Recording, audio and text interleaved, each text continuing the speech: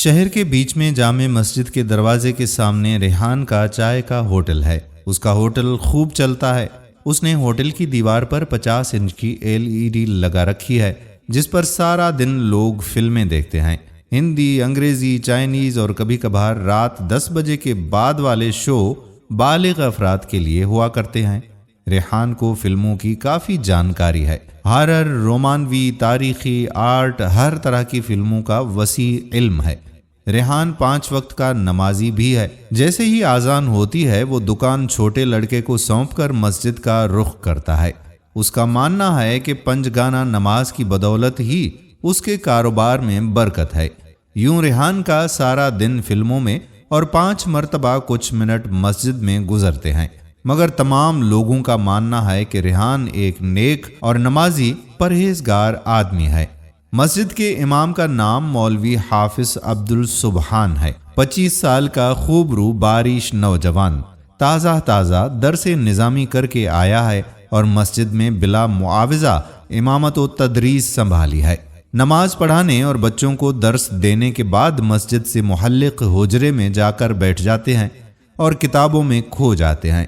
کل عصر کی نماز کے بعد مولوی صاحب کا چائے پینے کا من ہوا تو مولانا صاحب کے دل میں یہ خیال آیا کہ کیوں نہ آج اپنے ریحان بھائی کے ہوٹل سے چائے پی جائے۔ چنانچہ وہ حجرے کا کواڑ لگا کر چپل پہنے ہوئے ہوٹل میں داخل ہوئے۔ تمام فلم بین جو پیشاب روکے آنکھیں پھاڑ کر فلم میں مست تھے، مولوی صاحب کو دیکھ کر یوں چونکے جیسے کوئی خلائی مخلوق ہوٹل میں داخل ہو گئی ہو۔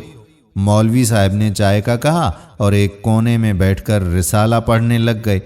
تیسری آنکھ سے دیکھنے والے کو صاف معلوم ہوتا تھا کہ اس وقت ہوٹل میں مجرم فقط ایک ذات تھی، یعنی مولوی حافظ عبدالسبحان صاحب۔ چائے پینے کے بعد مولوی صاحب حجرے میں لوٹ آئے۔ نماز مغرب کی اذان دے کر مولوی صاحب مصلی پر تشریف لائے تو مقتدیوں کے چہرے یوں بدلے ہوئے تھے جیسے کوفہ والوں کے مسلم بن عقیل کو دیکھ کر بدلے تھے۔ اطراف میں بات پھیل چکی تھی کہ مولوی صاحب فلمیں بہت دیکھتے ہیں اور ان کے پیچھے نماز جائز نہیں۔ مولوی صاحب کی چھٹی کروا دی گئی۔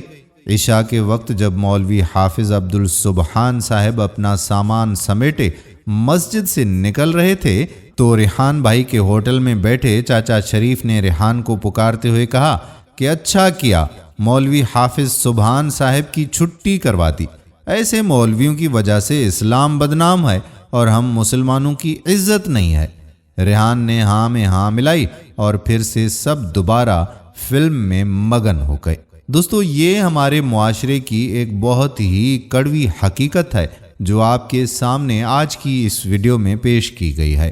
اگر آپ کے اطراف میں بھی ایسے ہوٹل اور مساجد ہیں تو ذرا غور کیجیے گا کہ وہاں پر ہو کیا رہا ہے۔ اللہ پاک سے دعا ہے کہ اللہ تعالی ہمیں ایمان پہ راستے پر چلنے کی توفیق عطا فرمائے۔ آمین ثم آمین یا رب العالمین۔ دوستو، اگر ویڈیو پسند آئی ہو تو اپنے دوستوں کے ساتھ اس ویڈیو کو شیئر ضرور کیجیے گا۔ آنے والی ویڈیو تک آپ کا اپنا میزبان قادر بخش کلہوڑو آپ سے اجازت چاہتا ہے۔ اپنی خصوصی دعاؤں میں یاد رکھیے گا۔